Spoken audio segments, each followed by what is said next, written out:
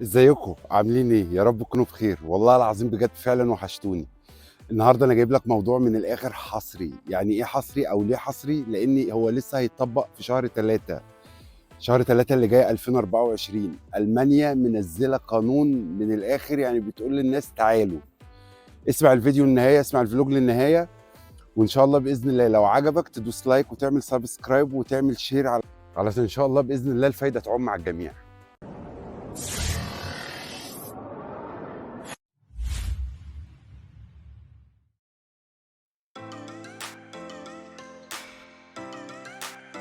هنا من الحاجات الجامده برضو في المانيا تغيير الازايز. اكيد انتم ما تعرفوش ايه تغيير الازايز دي فيها ايه، بس انا هوريكم كل حاجه دلوقتي عملي. نشوف الازايز دي هتعمل ايه وهتجيب لنا ايه من السوبر ماركت.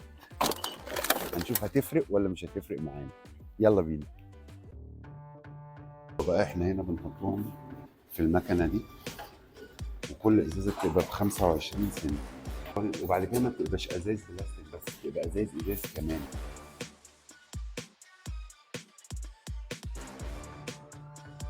هما دلوقتي جابوا لنا 18 يورو.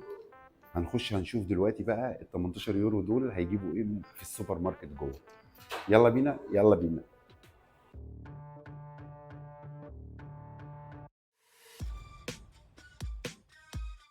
احنا بقى اول حاجه هنجيبها دلوقتي هنجيب سوداني. السوداني هنا اسمه قرد نص، ثمنه 2 يورو 29 سنت. الطماطم هنا برضو انواع، بس انا دايما بجيب دي بيبقى 500 جرام، يعني نص كيلو. بجيب لي كيلو، ثمنها يورو 29 سنت. ده التوم 200 جرام، اسمه هنا كنوبلو. آه، ثمنه برضو يورو 29 سنت. وهنا هنجيب بطاطس. البطاطس ثمنها 3 يورو 49، 2 كيلو ونص.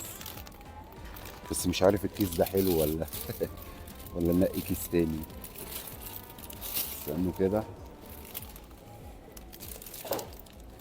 يلا هو ده حلو.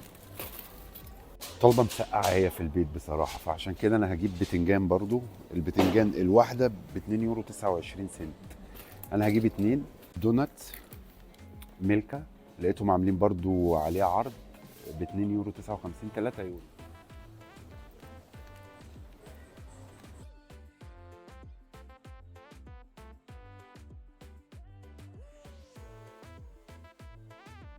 السوبر ماركت متكامل، يعني بصوا في قسم من الحريمي، حاجات اللي هي الميك اب والكوزماتيك بتاعتهم يعني.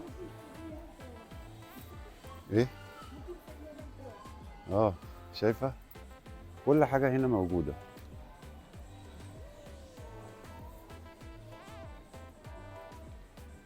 الاسعار، شايفين الاسعار عامله ازاي؟ 2 يورو 3 يورو.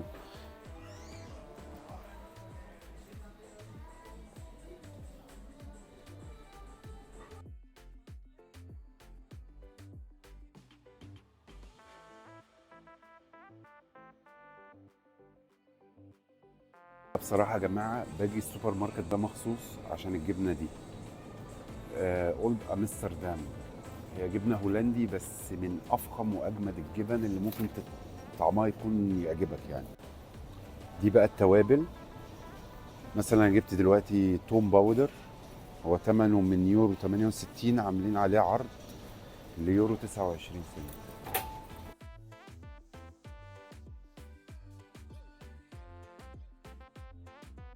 شايفين يا جماعه الخمور؟ مكان لوحده للخمور بس، كل ما يخطر على بالك. هنا يا جماعه اكتر حاجه البوظان. الواحد بيحس اللي هو وهو ماشي هنا هيولع. كل دي خمور يا جماعه، كل دي خمور. شايفين؟ اعوذ بالله. انا اصلا ما بحبش اجي في الحته دي، بس انا جاي مخصوص المره دي علشان اوريكم بس الدنيا شكلها هنا عامل ازاي. شايفين الاسعار؟ 5 يورو، 5 يورو 19 سنت، 4 يورو 49 سنت. ده واين. فين الميه؟ الميه انا جبتها المره اللي فاتت منين؟ خلي سليم هنا.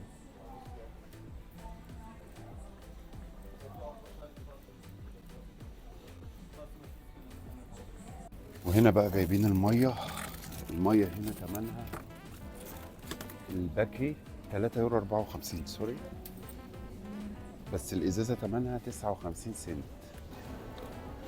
ودلوقتي بقى جت اللحظه اللي احنا مستنيينها، عاوزين نعرف ال 18 يورو دول هل هيكفوا الحاجات اللي احنا جبناها ولا مش هيكفوا. نشوف، احنا مش جايبين حاجات كتير برضه.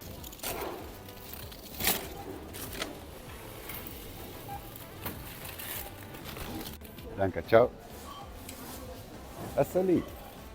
دلوقتي انا دفعت 23 يورو 84 زائد ال 18 يورو، يعني كده احنا، انا بس حبيت اوريكم الاسعار هنا عامله ازاي.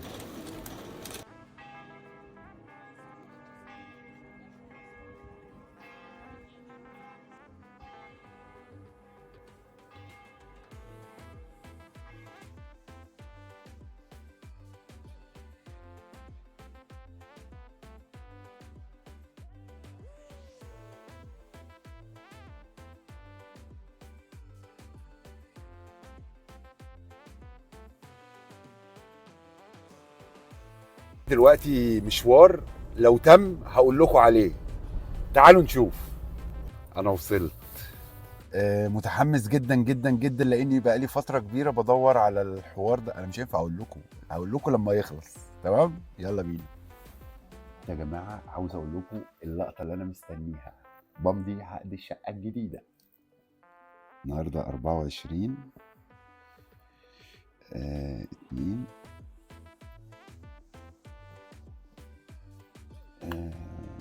datum Ort Weiden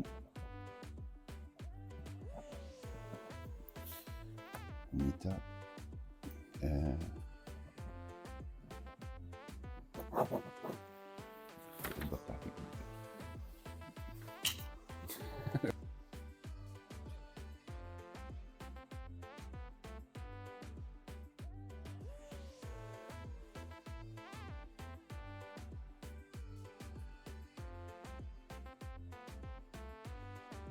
الحمد لله حمدا كثيرا طيبا مباركا فيه كما ينبغي لجلال وجهك وعظيم سلطانك.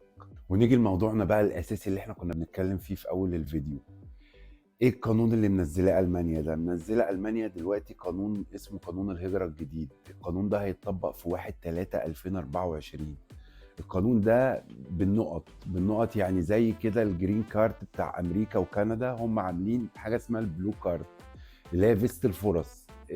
دي بالنقط. النقط دي ازاي؟ النقط دي انا هقولها لك دلوقتي وهي سهله، اي حد ممكن يجمع النقط دي، بس انا برضو هقول لك في النهايه على التركايه اللي انت لازم تاخد بالك منها، لان انا بقول لك حاجات في ارض الواقع من ارض المعركه.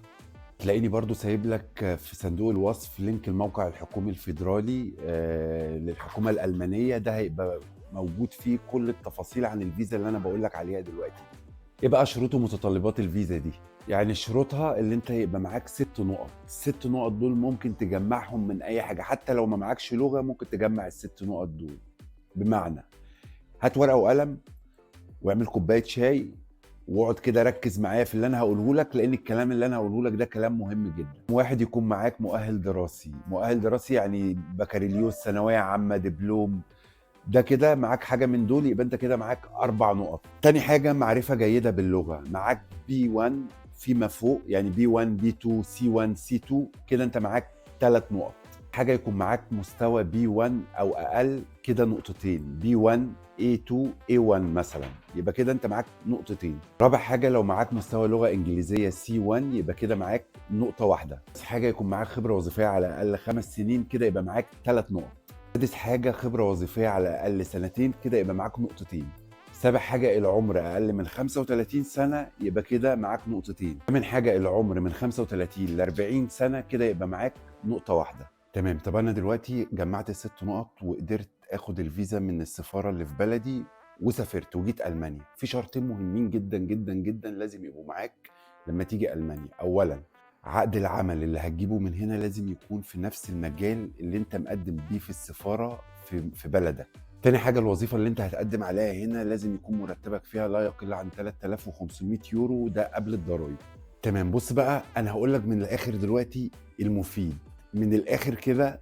انت لو عملت كل الحاجات دي وقدمت وجيت هنا المانيا بدون لغه مش هتلاقي شغل اصلا. علشان انت تلاقي شغل هنا في المانيا بدون لغه ده صعب جدا جدا. انت لو ذاكرت الالماني ده وخدت كورس الماني في معهد جوتا، خدت وصلت لغايه بي 1 وصلت لغايه سي 1 سي 2، اقسم بالله الفرص قدامك هتبقى سهله جدا جدا جدا. وسهل جدا جدا ان انت تيجي وتلاقي شغل هنا وتغير اقامتك، تبقى اقامه وتوصل لاقامه دايمه كمان، وتبقى عايش هنا والدنيا معاك هتبقى مظبوطه. فانت دلوقتي ما تبصش تحت رجلك، بص لقدام، بص اللي انت تتعلم حاجه، بص اللي انت تطور من نفسك. كل ما هتطور من نفسك كل ما قيمتك هتبقى اعلى، كل ما هيبقى قدامك فرص اكتر. اعمل اللي انا بقولك عليه ده والله العظيم 3 وان شاء الله باذن الله ربنا هيكرمك. واخيرا وليس اخرا، ونصيحتي ليك لو انت عاوز تسافر وتيجي هنا فعلا وعملت خطه بالورقه والقلم، اؤكد لك واضمن لك ان شاء الله باذن الله باذن الله ان انت هتنجح. لو انت عاوز فعلا تغير من حياتك يبقى لازم تبتدي تغير من نفسك، لازم تكون انت التغيير. يا رب يكون الفلوج عجبكم، ولو عجبكم يا ريت ما تنسوش تدوسوا لايك وتعملوا سبسكرايب وشير للقناه علشان الفايده تعم للجميع. وان شاء الله باذن الله اشوفكم الاسبوع الجاي مع احلى فلوج على احلى ناس في الدنيا.